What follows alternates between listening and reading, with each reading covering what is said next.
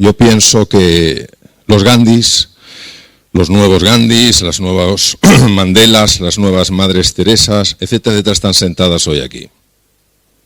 Si esperamos que algunas personas, por tener una posición más elevada en el sentido de poder, van a hacer algo, yo creo que no podemos darnos ese lujo. Cada uno de nosotros tenemos que decidir si estamos dispuestos a ser ese nuevo Mandela, esa nueva Madre Teresa de Calcuta, ese nuevo Gandhi, en nuestro círculo de influencia. Porque al final esto es lo que va a generar el impacto. El impacto lo generan personas totalmente comprometidas en influir donde están y con lo que tienen. Entonces, una vez más, comparto plenamente esa esperanza, esa ilusión en la grandeza del ser humano. Estoy totalmente, 100% de acuerdo contigo, Vídeo. La esencia del ser humano es verdad, es bondad, es unidad y es belleza. Lo que pasa es que tenemos una habilidad para ocultarlo que es sorprendente. Bien, biología del encuentro. Lo que veis ahí es una molécula de agua, H2O, y el H2O es una cosa que estamos muy acostumbrados a verlo, es la base de la vida, pero lo sorprendente es lo que escuché ayer a Edelman, Premio Nobel de Medicina, cuando hablaba de el agua. Y él hablaba del agua como propiedad emergente de la naturaleza. ¿Qué quiere decir eso? Quiere decir que cuando los oxígenos y los hidrógenos se encuentran en el camino, ¿sabéis lo que ven los oxígenos y los hidrógenos? Ven lo que les separa. Y el oxígeno mira al hidrógeno y le dice: oye, hidrógeno, ¿sabes qué? Yo soy la fuente de la vida. Los seres vivos respiran gracias a mí. Hay una cosa que se llama el ciclo de Krebs, que tú no tendrás ni idea, hidrógeno, de lo que es, pero donde se forma pues el ATP, que tampoco tienes ni flores de lo que es la molécula energética gracias a la cual la célula funciona y los organismos funcionan. Y el ciclo de Krebs no existiría sin la presencia de oxígeno, por tanto, yo soy importante.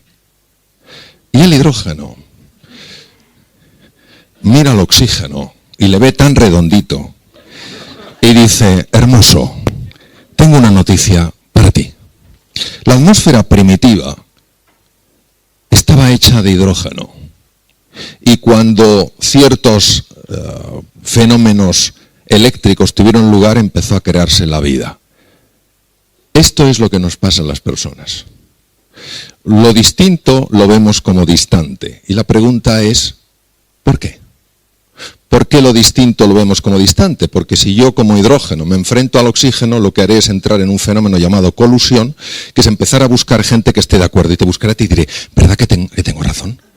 Y tú dirás: no sé, dice otro, me tengo que buscar otro. A ver, ¿a qué tengo razón? Y tú dirás: hombre, pues ahora que dices, sí, 1, 2, y así. Entonces ya no me interesa acceder a una mayor verdad, me interesa defender mi posición como sea.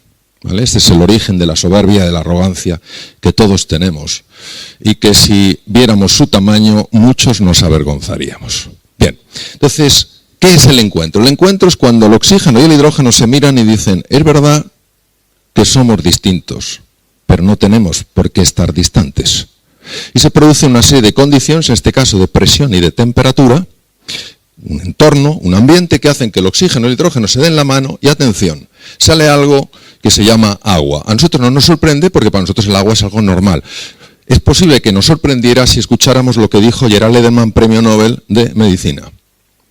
Ninguna propiedad física ni química del agua, ninguna, pueden ser deducidas de los gases de partida. Son nuevas, emerge algo nuevo, por eso se llaman propiedades emergentes. Entonces, el encuentro es el estado natural del ser humano. Ver que el otro es distinto, pero no verlo como distante. ¿Cuál es el origen de la violencia?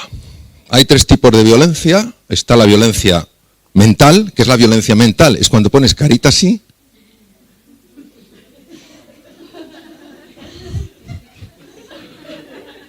Y cuanto más violencia hay dentro, más sonríes. Esa es la violencia mental. La violencia verbal es cuando ya lo dices, es su segundo grado de violencia. Lo dices. Con mi querido amigo Alex Rovira escribió Palabras que curan y palabras que enferman. Las palabras, muchos que estéis en el mundo coaching, sabéis que no solo describen la realidad, sino que generan realidad. Entonces es la violencia verbal, es otra forma de violencia. Y luego está la física, que tiene distintos niveles, obviamente, desde el pequeño golpe hasta acabar con una persona. ¿Cuál es el origen de la violencia? El origen de la violencia, desde mi experiencia, es el siguiente. Nos hemos olvidado de algo fundamental. Hay veces cuando colaboro en algunos temas que veo personas que pasan por una situación muy difícil y la clave es ayudarles a recordar momentos en su vida donde ante situaciones igual de complejas o más fueron capaces de aflorar algo grandioso. Cuando tú recuerdas lo que olvidaste, empiezas a recordar quién eres y lo que eres capaz de hacer. Vosotros sabéis esos momentos que nos pasan a todos donde miras hacia el pasado porque estás en un momento bajo y dices, si es que en mi vida nadie me ha querido. Sí, pero te quiso mucho aquella persona. Sí, es que era demasiado bueno. Quería a todo el mundo.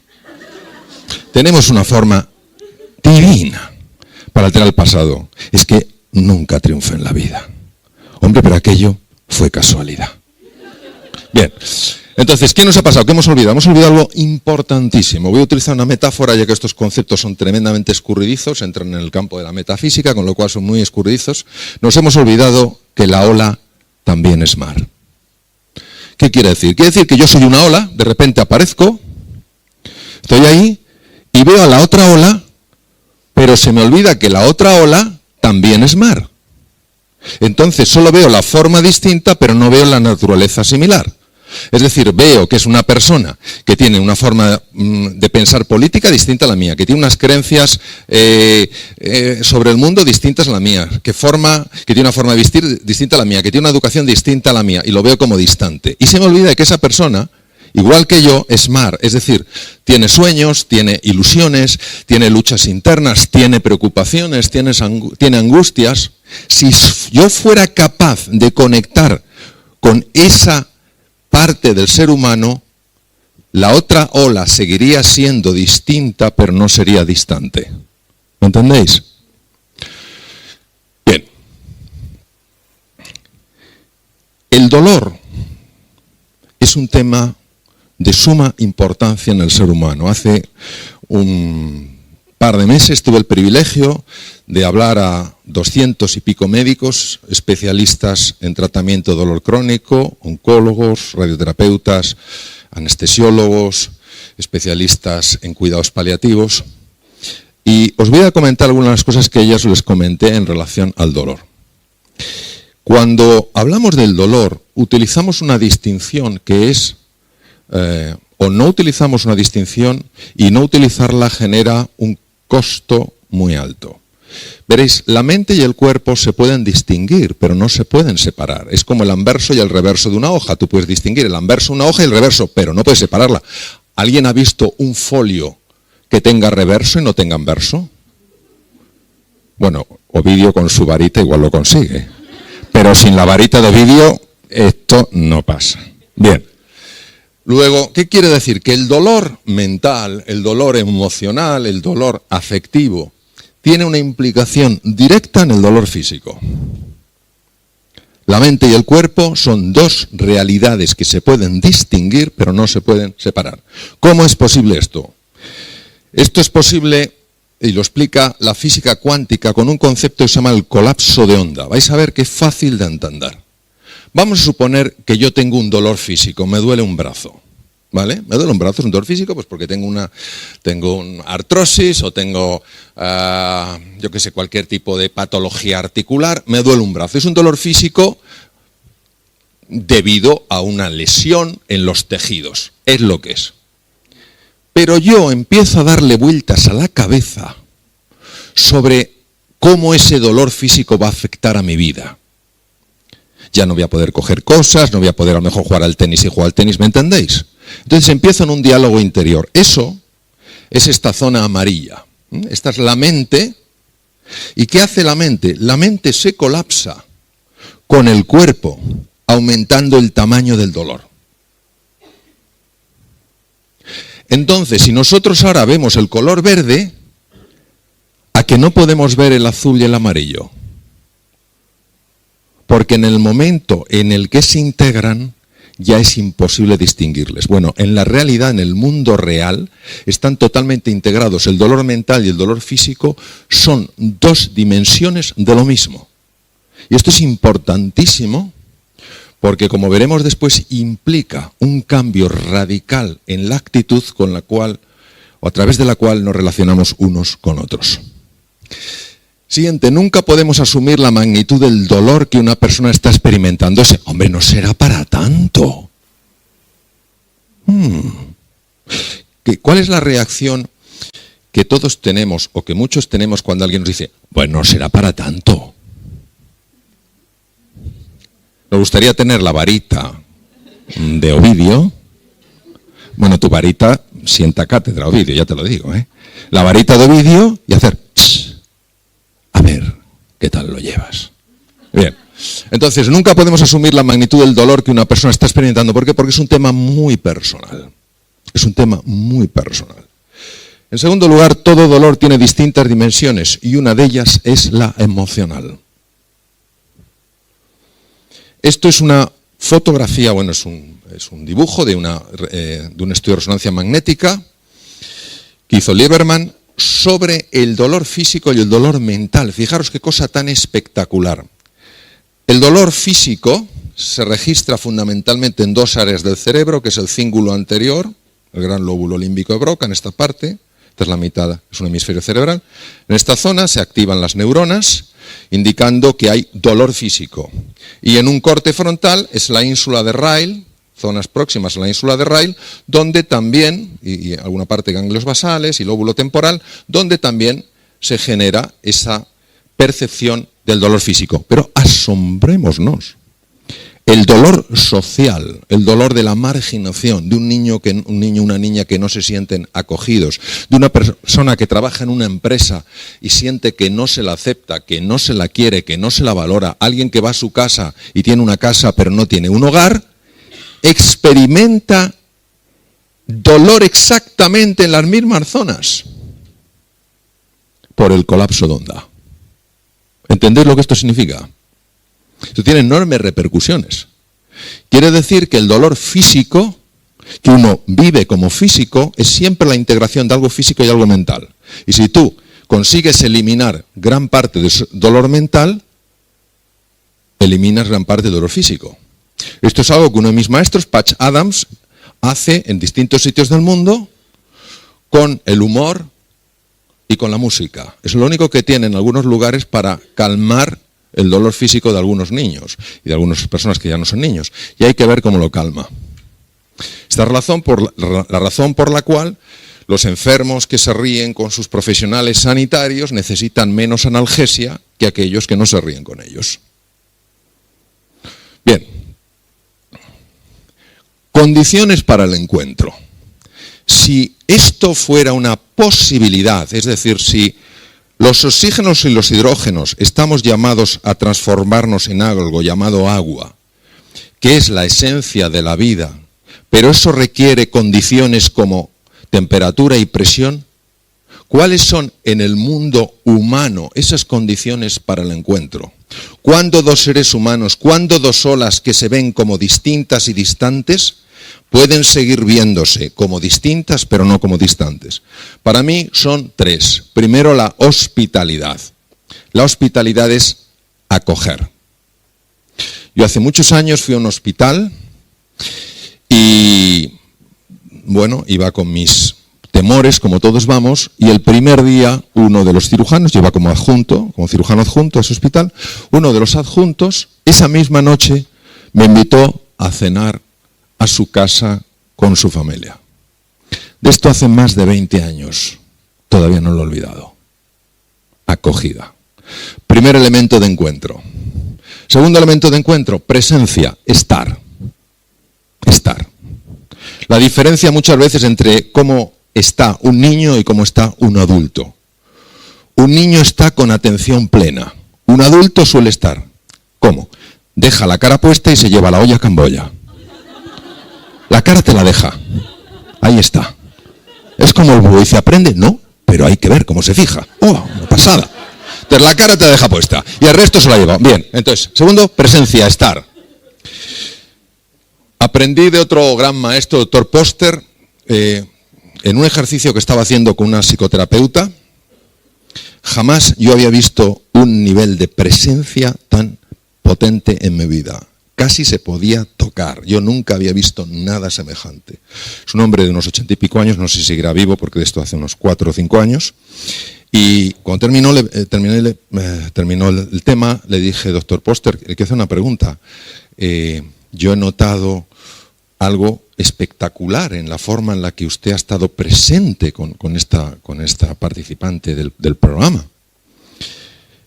¿Cómo lo hace? Y me dijo, Mario, es que yo no dejo que conmigo se siente algo. Y yo le dije, yo he recorrido 12.000 kilómetros, no me puedo volver con eso, porque no sé cómo procesarlo. ¿Qué es eso? Que no se puede sentar a su lado. Y me dijo, la preocupación. Cuando yo estoy con un ser humano, para mí ese ser humano, en ese momento es todo mi mundo. Cuando tú notas que una persona está tan presente que tú eres todo su mundo y que en lugar de estar preocupado, ¿qué haré después? Uy, tengo hambre, había algunas albóndigas en la despensa, no sé qué. Si está plenamente contigo, ¿qué te está transmitiendo? Que vales la pena, ¿no? Entonces, el segundo condición del encuentro es la presencia, es decir, el estar. Y la tercera es la compasión. Compasión, que quiere decir lanzar el corazón. No es comprensible desde la razón ordinaria la compasión. La compasión no es estar de acuerdo, la compasión no es la simpatía, la compasión es saber que detrás de todo acto de violencia hay una persona asustada. No justifica para nada la violencia. Pero si yo, contra la violencia, uso violencia, aumentaré el tamaño del problema. Siempre. Creo que estoy echando agua y lo que estoy echando es gasolina. Entonces, la compasión es conectar con lo que hay detrás, con ese sufrimiento encerrado y tener la voluntad, la intención de hacer algo para reducir ese sufrimiento. Yo no puedo hacer nada para reducir el sufrimiento si lo único que veo es la violencia de una persona. Obviamente esto implica mucho trabajo interior, no es fácil, nada fácil, pero yo creo que ese es el camino que nos lleva a nuestra plenitud. Cuando una persona es capaz de ver que otra no reacciona, sino que responde, rompe su patrón mental y entonces se abre la posibilidad de cambio. Lo que pasa es que la persona que es violenta o que actúa con violencia mental, verbal o física, precisamente provoca lo que no necesita, que provoca el rechazo. Bien, ahora os voy a contar una historia que es una historia real, ocurrió en los Estados Unidos, y es una historia que nos va a hablar de la importancia que tienen todos los temas del encuentro.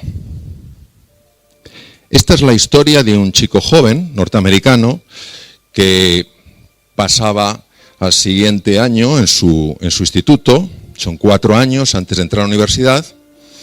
Bueno, conocía a sus amigos, tenía una buena relación con todos, pero aquel año llegó un chico nuevo, se llamaba Kyle. Kyle llegaba de otro estado, llegaba de otro sistema educativo y pronto este joven que cuenta la historia se fue dando cuenta de que Kyle era un chico raro, que se aislaba, que no le gustaba hablar con los demás, muy retraído, con pocos amigos. Un viernes, un fin de semana, vio salir a Kyle del colegio con la mochila llena de libros. Y pensó, si es que este es un empollón, pero un pedazo de empollón. ¿Quién se lleva los libros, todos los libros a casa un fin de semana, con la cantidad de cosas divertidas que hay que hacer? Yo tengo un fin de semana estupendo.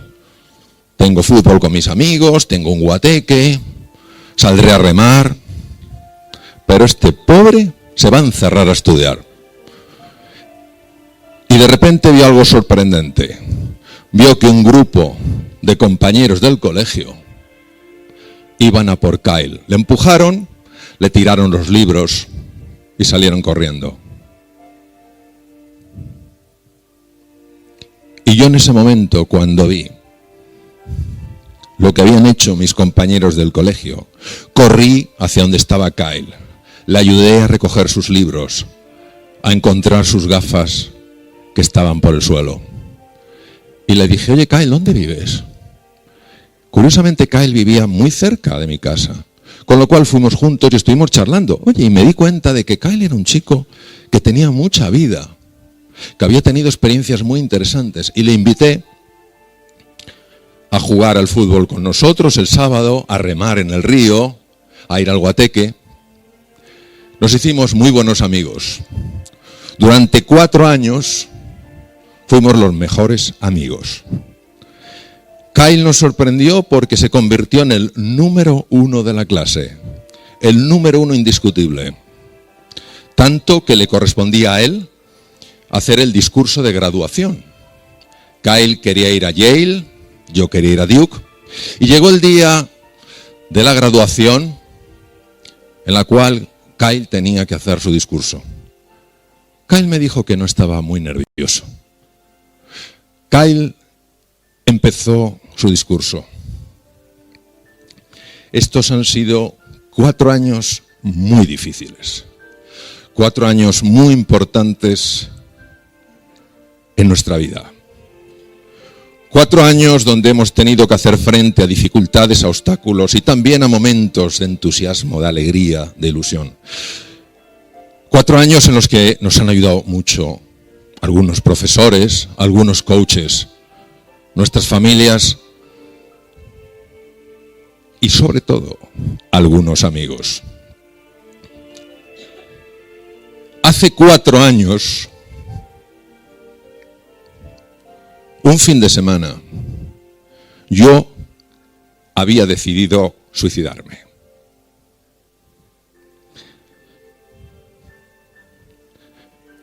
No conseguía encontrar mi sitio. Me sentía solo y perdido. Y decidí llevarme todos mis libros para que mi madre, el fin de semana, no tuviera que venir a recogerlos una vez que yo hubiera muerto. Pero me encontré con una persona que me devolvió la alegría. Una persona que me devolvió la ilusión. Y por eso hay algo que os quiero a todos recordar. Nunca subestiméis el poder que tienen nuestras palabras y nuestras acciones de impactar profundamente en una vida. Una historia real. Fundamental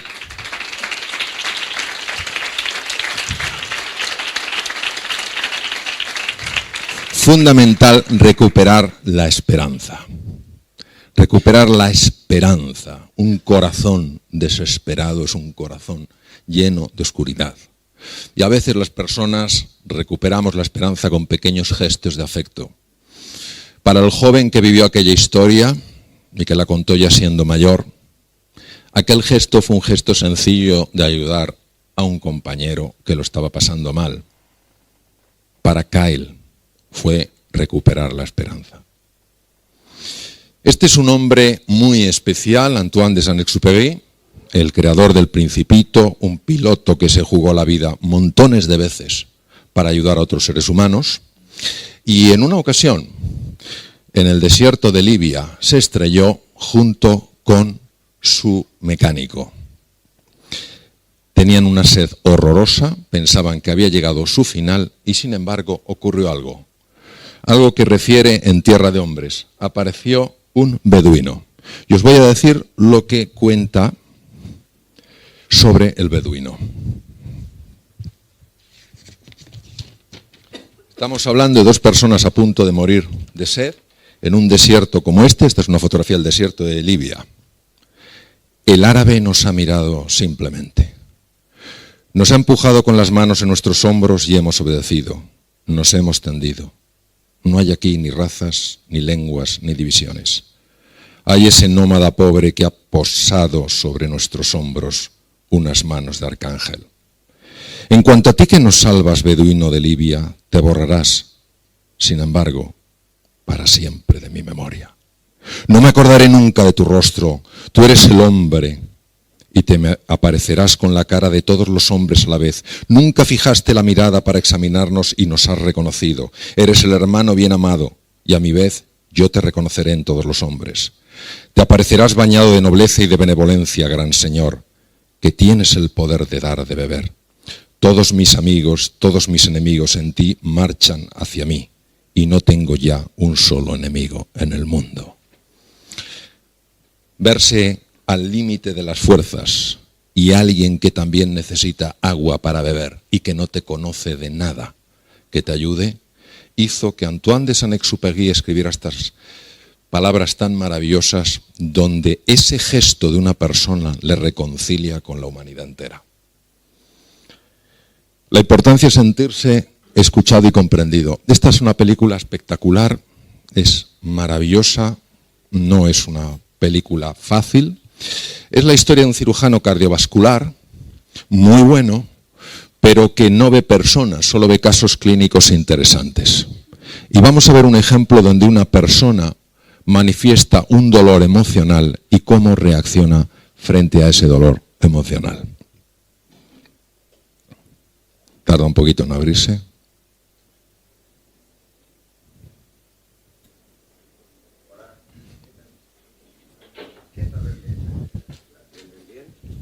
Sí, gracias.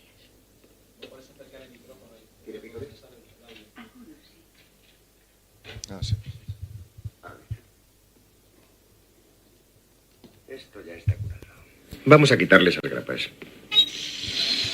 Doctor, mi marido es un buen hombre y, bueno, creo que está un poco nervioso. La cicatriz llegará a desaparecer. Dígale a su marido que es usted un desplegable del Playboy. Las grapas lo demuestran.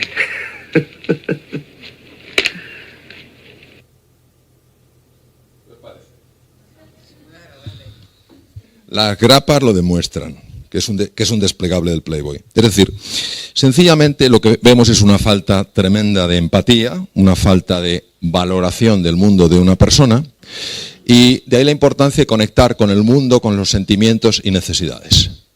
Pero la vida es una lección permanente, y en un momento determinado, este famoso cirujano cardiovascular se encuentra con que empieza a toser y a echar sangre. Le miran y descubren que tiene un carcinoma de laringe, que le tienen que operar. Y entonces pasa de médico a enfermo. Y vive lo que un enfermo vive en ese hospital. Se queda tan marcado ante la falta de empatía que decide hacer algo con sus residentes. Sus residentes son aquellos médicos que están haciendo la especialidad de cirugía cardiotorácica, en este caso en Estados Unidos, y vais a ver lo que decide hacer con ellos para que sepan ponerse en el lugar de sus enfermos.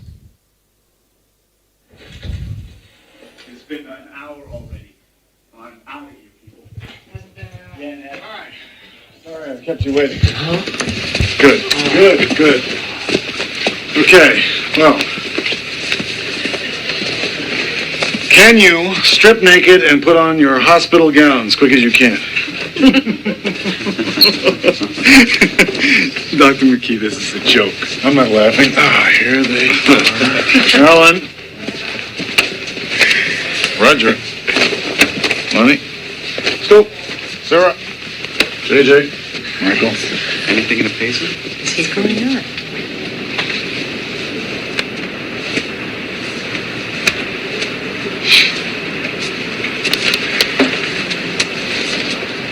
Doctors, you have spent a lot of time learning the Latin names for diseases your patients might have. Now it's time to learn something simpler about them. Patients have their own names. Sarah. Alan. Jack. They feel frightened, embarrassed, and vulnerable, and they feel sick. Most of all, they want to get better. Because of that,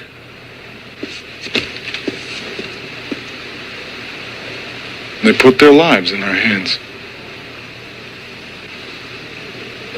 I could try to explain what that means until I'm blue in the face, but you know something, it wouldn't mean a thing. It sure as hell never did to me. So, for the next 72 hours, you'll each be allocated a particular disease. You'll sleep in hospital beds, eat hospital food. Hospital food. You'll be given all the appropriate tests. Tests you will one day prescribe. Unbelievable. You are no longer doctors, you are hospital patients.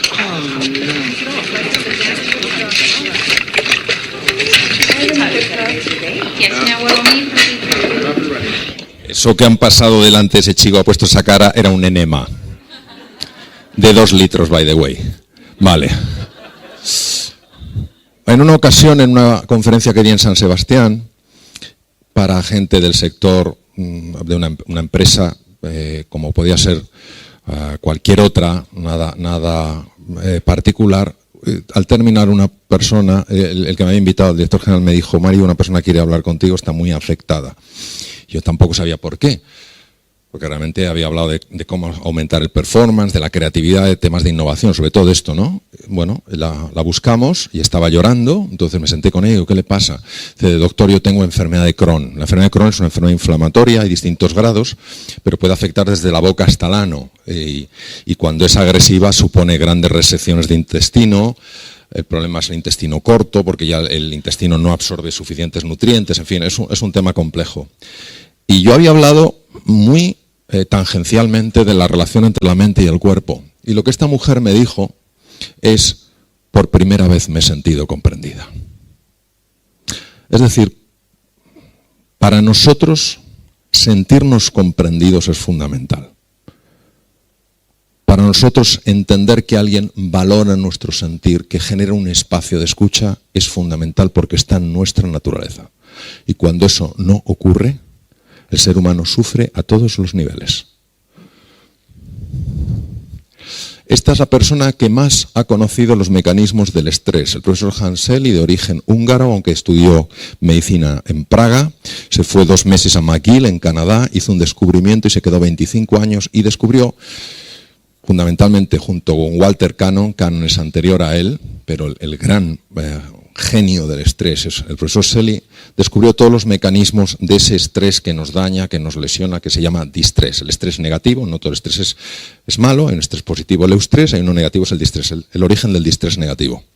En una ocasión, se hizo muy famoso, os podéis imaginar, en una ocasión fue entrevistado y le preguntaron cuál era el remedio para una sociedad tan estresada.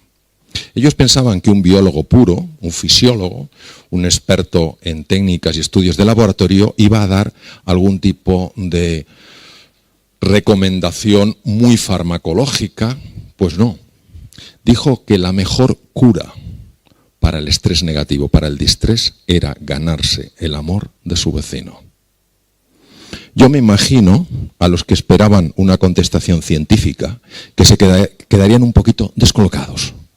Pero hoy en día, que sabemos que cuando las personas están conectadas, cuando una persona se siente escuchada, cuando se producen las condiciones del encuentro, se libera masivamente oxitocina, y que la oxitocina protege el corazón, que la oxitocina baja el nivel de radicales libres que bombardean el ADN, que la oxitocina baja el trabajo cardíaco, que la oxitocina baja los lípidos peligrosos, se llama la hormona del encuentro, y que la oxitocina baja el distrés porque es de las pocas hormonas capaces de desconectar la amígdala, donde están los centros del miedo y la violencia, entendemos que el profesor Hanseli era un hombre con tremendo alcance y tremenda visión.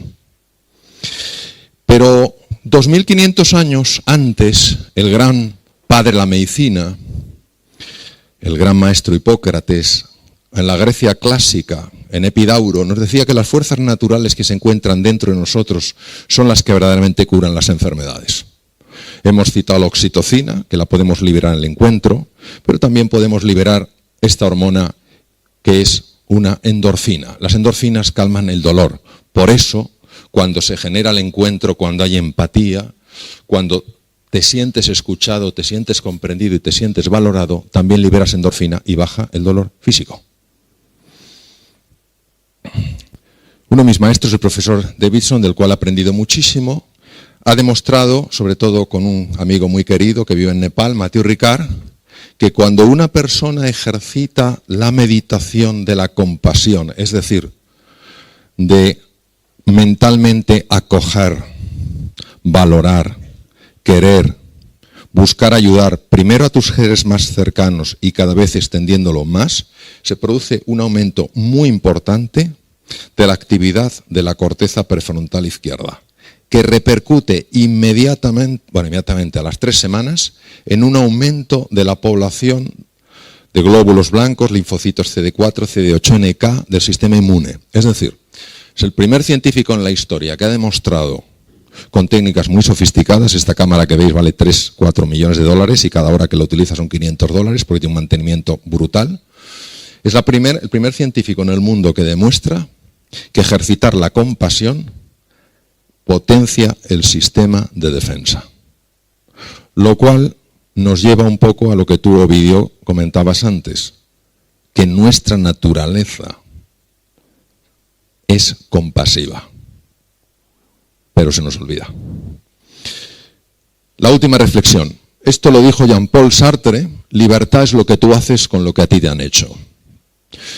El problema es que el odio muchas veces en lugar de encontrarse con la compasión se encuentra con el odio de rebote. Y así unos y otros vamos extendiendo los fuegos.